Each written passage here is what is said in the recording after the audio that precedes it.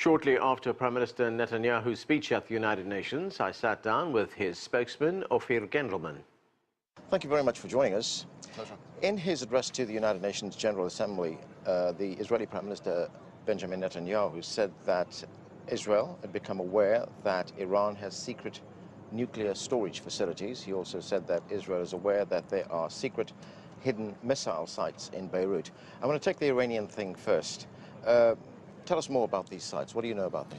We know that Iran is building precision-guided missiles in Lebanon, in Beirut, in civilian sites, under a soccer stadium and near the Beirut airport.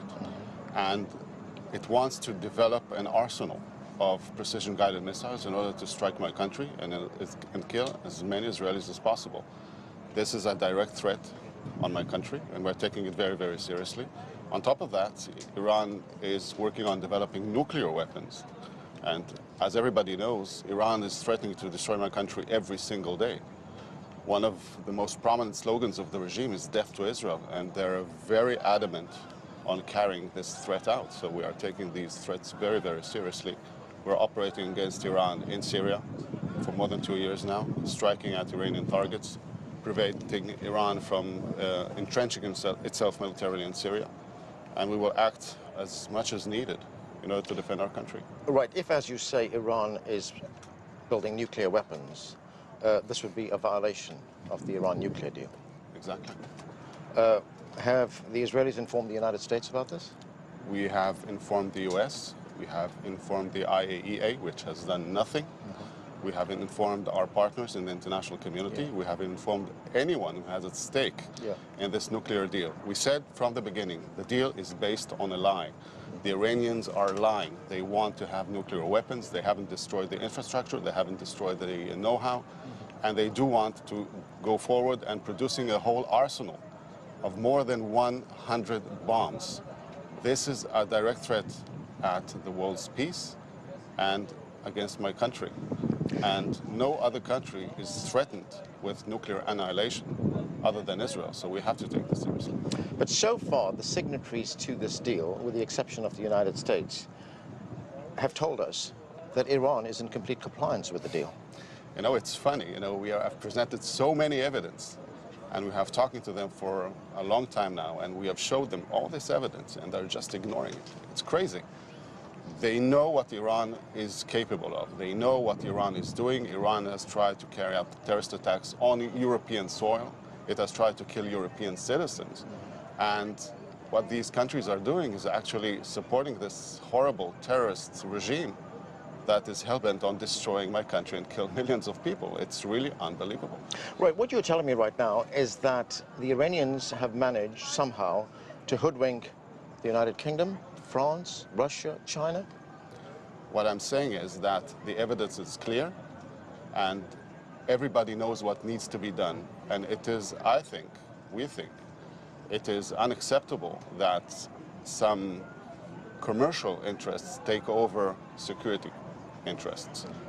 We all want peace in this world. We don't want a nuclear war. We don't want a rogue regime to arm itself with nuclear weapons. And this is exactly what Iran is doing. So what we're saying to the international community, wake up now, before it's way too late. And the Iranians are going forward with developing these nuclear weapons to be used against my country. Certainly, the rest of the world has told us, trust but verify. But so far, what we've heard from the United Nations body that is charged with making sure that Iran is complying with this deal is that it is. Well, the Prime Minister has presented today some new information, and he has called upon the IAEA to go and inspect now, this minute, a secret storage place in Tehran. We have filmed it. We have all the necessary coordinates. We can send them where to go. And what needs to be done is to make sure that Iran does not have the know-how, the material, and the capabilities to produce nuclear weapons. Now, this deal ushers Iran into a nuclear age. The world needs to wake up now. So you've provided this evidence to the IAEA? Yes. What's been the response? Well, they haven't been doing anything up till now. The Prime Minister has been showing this evidence, this material today, in order to show the world what needs to be done. Because at the end of the day, Iran is threatening not only Israel, it is threatening the region. We are closer with the Arab countries as a result of the Iranian threat. And when the Israelis and the Arabs are saying exactly the same thing about the Iranian threat, I think the world has to listen. Has there been any kind of response from the other signatories to the JCPOA? We have been dealing with these countries for a long time now. They know our position. We do feel that it is time for them to step up and do what's right in order to defend the peace of the world. It is not too late, but it has to be done. All right, let's talk about the hidden missiles in Beirut. We've known for a long time that Hezbollah has had missiles. What's new about this? What's new is that, of course, we've shown this to the world, and we've shown how Hezbollah uses civilian sites as cover for manufacturing precision-guided missiles. This is a violation. This is a war crime. And these missiles that they are producing are to be fired at our cities and to kill as many Israelis as possible. We have been saying to Hezbollah, we will not allow this. We will defend our country. And ultimately, Hezbollah has taken Lebanon hostage. Hezbollah is an Iranian proxy. It's an Iranian militia.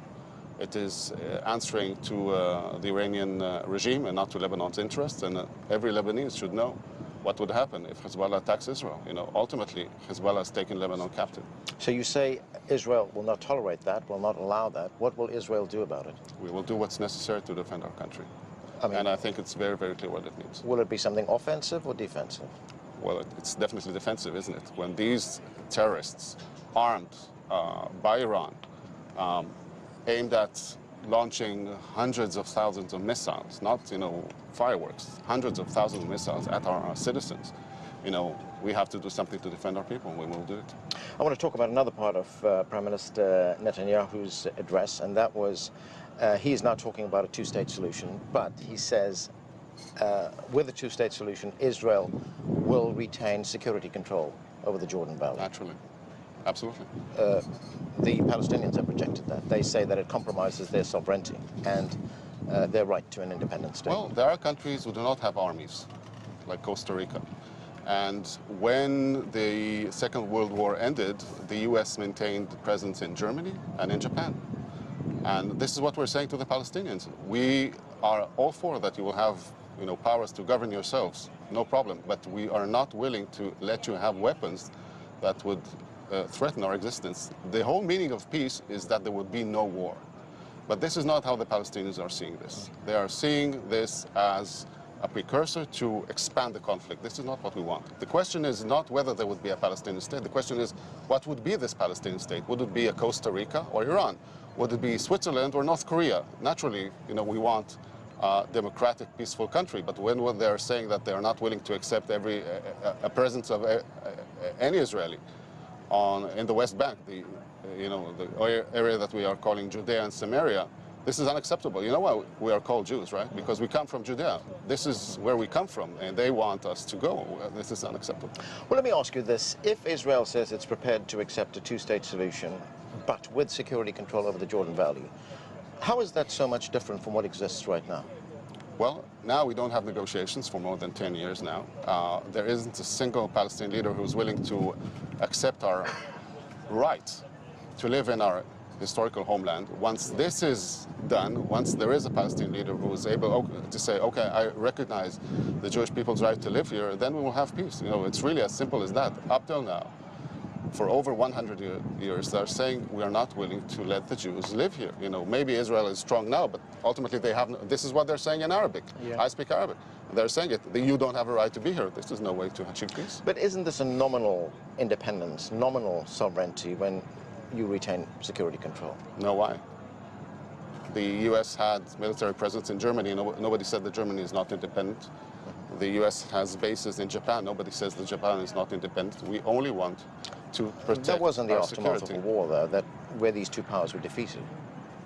Look, the Palestinian side is not unified, right? You have a whole host of terrorist organizations armed to their teeth. You have Hamas, which is an Iranian proxy, armed with tens of thousands of rockets. You have Islamic Jihad. You have the PFLP, DFLP, Fatah, and all sorts of gangs and militias and whatever. This is not a peaceful partner, all right? Once there are no more militias, once there is commitment from the Palestinian side to engage with us in order to achieve peace, then things would be different. But ultimately, what you're seeing now is a whole host of militias armed to their teeth, vowing to destroy our country and kill our people. This is no way to achieve peace. Thank you very much for joining us. Thank you.